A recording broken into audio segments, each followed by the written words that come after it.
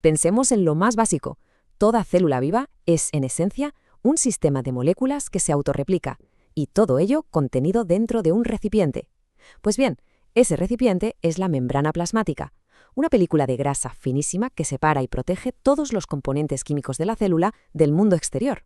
Es que sin ella no habría células, y por tanto no habría vida. Y esto nos lleva a una pregunta que es fundamental, y es el eje de todo este análisis. ¿Cómo puede ser que este contenedor, que es esencial para la vida, se forme por sí mismo, que se autoensamble a partir de moléculas muy simples? La respuesta, como veremos, está en la pura bioquímica de sus componentes. Para entenderlo, vamos a seguir una hoja de ruta muy lógica. Primero, nos metemos de lleno en el principio fundamental, el autoensamblaje.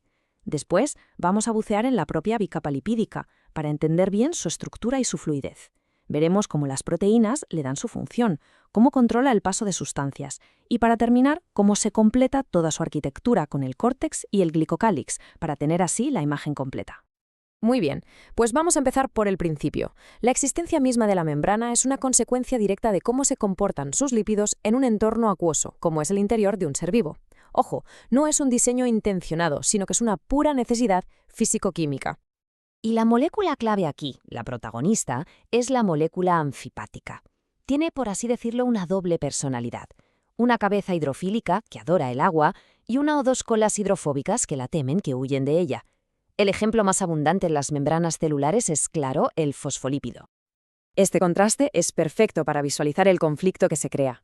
Por un lado, las moléculas hidrofílicas, sin problema, se disuelven en agua. Pero por otro, las hidrofóbicas son insolubles.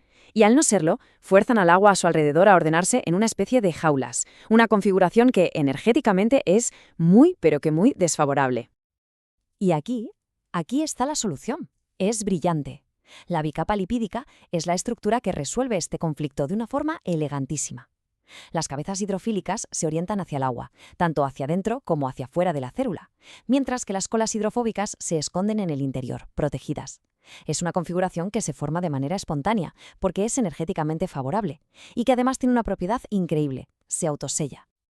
Vale, pasemos ahora a ver cómo todo esto se traduce en las propiedades de la propia bicapa, porque no estamos hablando de una pared rígida, para nada. Es algo mucho más dinámico y sobre todo adaptable. Sus características fundamentales son fascinantes. Hay que pensar en ella como un fluido en 2 dimensiones, donde todos sus componentes se pueden mover, deslizarse lateralmente. Si se rompe, es capaz de repararse, de autosellarse espontáneamente. Además, su composición no es la misma por dentro que por fuera, es asimétrica. Y por último, es flexible, capaz de deformarse y expandirse sin llegar a romperse. Esta fluidez no es algo estático. De hecho, la célula la regula de forma activa. ¿Y cómo lo hace? Pues principalmente a través de la composición de los fosfolípidos. Cadenas de hidrocarburos más cortas y con más dobles enlaces, o sea, más insaturadas, que tienen como codos, aumentan la fluidez. Y en las células animales, el colesterol juega un papel crucial. Se mete en los huecos, rigidizando la bicapa, y de paso la hace menos permeable. Para que nos hagamos una idea tangible de lo que significa esta fluidez, hay una analogía que es buenísima. La membrana celular tiene una viscosidad muy parecida a la del aceite de oliva. Esto nos ayuda a entender perfectamente que no es un sólido, sino un mar molecular que está en constante movimiento. A ver, si la bicapa lipídica es la estructura, el andamio, las proteínas son las que llevan a cabo la mayoría de las funciones específicas de la membrana. Son, sin duda, las verdaderas obreras de esta interfaz. Y su importancia se ve reflejada en su masa, porque aunque los lípidos son muchísimo más numerosos, las proteínas constituyen aproximadamente el 50% de la masa de la mayoría de las membranas plasmáticas, un equilibrio en peso que es casi perfecto. Estas proteínas se especializan en un montón de tareas que al final definen la función de cada membrana. Tenemos transportadoras, que se dedican a mover moléculas, anclajes, que conectan la membrana con otras estructuras, receptoras, que son como las antenas que detectan señales, y enzimas, que catalizan reacciones justo ahí, en la superficie de la célula.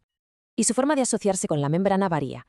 Las proteínas integrales están, como su nombre indica, integradas, unidas directamente a la bicapa, y solo se pueden sacar de ahí usando detergentes que la rompan. En cambio, las periféricas se unen de forma indirecta a través de otras proteínas, y se pueden liberar con métodos mucho más suaves.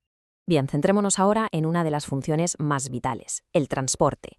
Porque, ¿cómo puede una barrera ser al mismo tiempo una puerta de entrada que es altamente selectiva?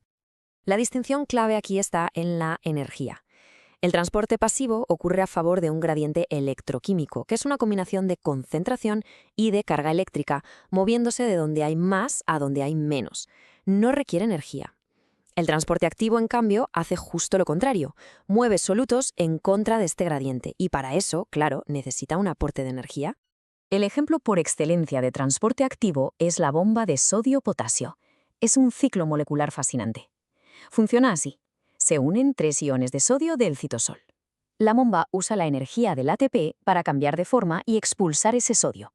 Justo después, se unen 2 iones de potasio del exterior, lo que hace que vuelva a su estado original y libere el potasio dentro de la célula. Es un mecanismo de una precisión asombrosa. Y el dato clave, el que realmente nos da una idea de su importancia, es este.